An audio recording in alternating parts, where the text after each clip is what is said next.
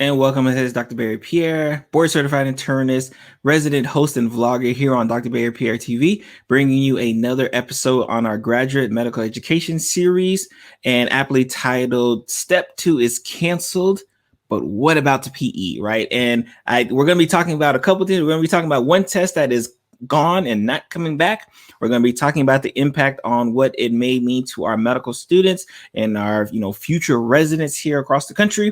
But most importantly, we're going to be talking about why the PE took a different route, right? And again, I have my thoughts and personal feelings about it. So and again, like always, if you have not had a chance, make sure you subscribe to the channel. That way you can always be kind of subscribed and click that bell. That way you're always notified when I'm doing the next video. We try to do this on a week-to-week basis, and I can't wait to see you guys there. So first of all, being said, right, step 2. So last week, we got news that step 2 clinical skills exam is being canceled indefinitely, postponed, out of there, not coming back. And just to give a quick little background, just in case you stumbled upon this video and you're like, what is step 2 CS, right? So step 2 clinical skills is in a series of tests that medical students have to take, especially here at least here in this country, especially the United States, to get into some, right? This is really important. Some have to finish it before they finish medical school, right? Like there's medical schools that have you passing your board exams tied into you actually graduating from medical school, which I don't really like, but some do. But majority of them, these are the requirement tests that you need to get into residency. For those who may not know, to get into medical school, you had to take the MCAT, or maybe some are taking the GRE, but majority of them take the MCAT to get into medical school.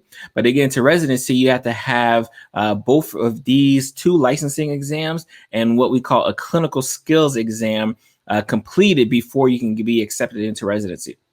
But because of the pandemic, because of the coronavirus, because of the risk to the students and the risk to the mock patients in and of itself, USMLE has decided to discontinue this test. And why is this such big news? I know a lot of people, unfortunately, didn't get into the residency spot of their dreams because they had a misstep and they failed the clinical skills exam. And for those who may know, wonder, like, what is a clinical skills exam anyways? Essentially, it's a mock session that, particularly wherever you're going, it's a mock session that you're actually seeing patients and patient cases, and you actually have to go through. Unfortunately, it's like a crazy timed one. I think it's like 15 minutes or some crazy time frame that you have to see the patient, assess the patient, and write the note. And you have like 8 or 10 of these, these patients at this one location. So in the pursuit, right, of getting into residency, you go to this place, you fill out, you spend like almost over $1,000 just to get this mock exam done. And and it's a pass fail, right, which makes it worse. It's a pass fail. As long as you do okay, right, then you pass, and then you're on to the next step. But because of COVID and obviously us being, right next to each other, probably wasn't going to be a good idea, especially from the USMLE standpoint. They decided to forego the test indefinitely. And of course, I'm like always, again, I don't want you guys to take it from my mouth. We're going to let's go ahead and go to what they actually said, because I think it's always important to kind of get it from the horse's mouth. All right, let's make it big so you can see. So USMLE announcement, okay, again, January 26th. And again, obviously, I'm going to have the link to this in the description. But what you'll see, most importantly, is that, they took a look back, right? They say, hey, you know what? Let's see if we can kind of, relaunch it and make it safer for the patient as well as the mock patients. But after kind of going through all of the deliberation, they decided, you know what? I think it's best in everybody's, best interest to not do the test whatsoever. Now, of course, they kind of note here that, our change in direction will allow us to take additional time to partner with the medical education and medical board community to better develop innovative ways to access the breadth of clinical skills in medicine. Right. So that's kind of, their, initial, official saying that, hey, what, we're not doing this test anymore. Right. Which, again, has been an exciting moment because if you ask most physicians, it's a BS test anyways. I'm gonna be honest. Again, this is my opinion. I won't speak for every physician out here in the country, but it's really a BS test, right? And it was one of those tests that we like to say almost like kind of a weed out test, right? It was one of those things where like, let's send them over there. If they do well, great. We're not gonna like get any added bonus on it, but if they don't do well, we can use it against them, right? Which is terrible. And then it costs money, right? And again, I wish I was joking. It's over $1,000 to take this test, and all the students across the country have to take this test. Not only do allopathic students, those who get an MD, but osteopathic students as well who are interested and are thinking about applying would take this test as well. So this was a test that just made absolutely no sense whatsoever. But I think the NBME and USMLE came to their senses and said, you know what, we're not going to do it.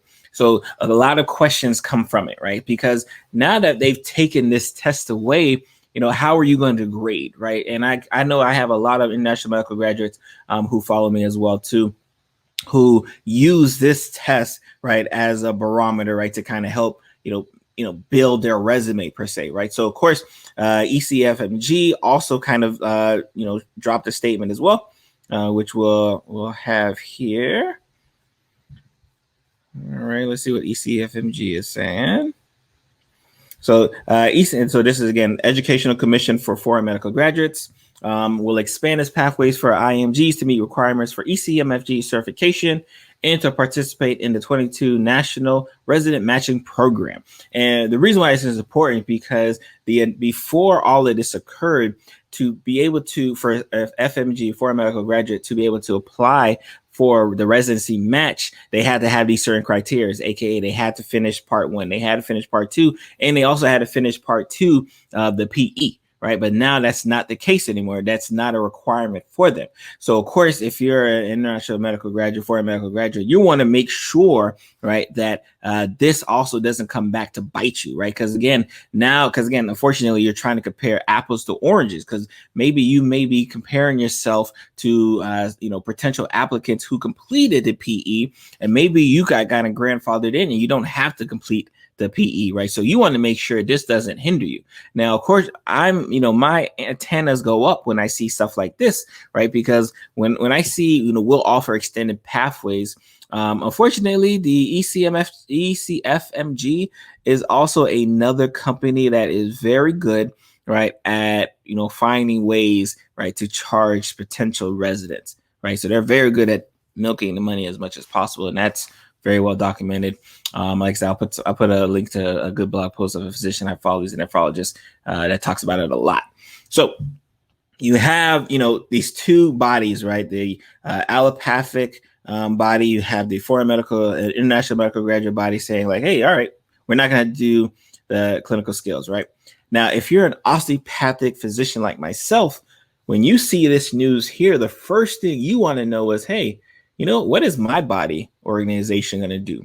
Because just like for students who are doing the allopathic route, the MD route, students who do the osteopathic route, we have our COMLEX 1, we have our COMLEX 2, but we also have COMLEX PE. So a rational person would think like, hey, if the other side can't do it for safety reasons, for health reasons, and they figure it's best to just scrap the test, of course, our side, the osteopathic side, the holistic side, I love how osteopathic medicine has kind of like co-opted a holistic aspect of care. It's a beautiful thing. But of course, our side would be able to, get rid of this test as well too, because of course they're looking out for us. And as you can see, the way I'm foreshadowing, that is unfortunately not the case. Let's go to the NBOMEs. Again, this is NBOME statement, National Board of Osteopathic Medical Examiners. NBOME is committed to its mission of protecting the public via assessment and providing osteopathic physician candidates with the means to demonstrate their fundamental competencies for licensure for all of the state medical and osteopathic medical licensing boards, right? So here, like in the second paragraph is probably a more important one.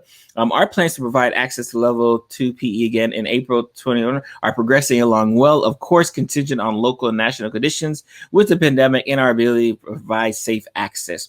So essentially, right, what they're saying is like, hey, you know what? Like we understand that the USMLE guys, we understand that those guys cancel that test and they're not ever bringing it back, because that's what they said. They're not ever bringing it back.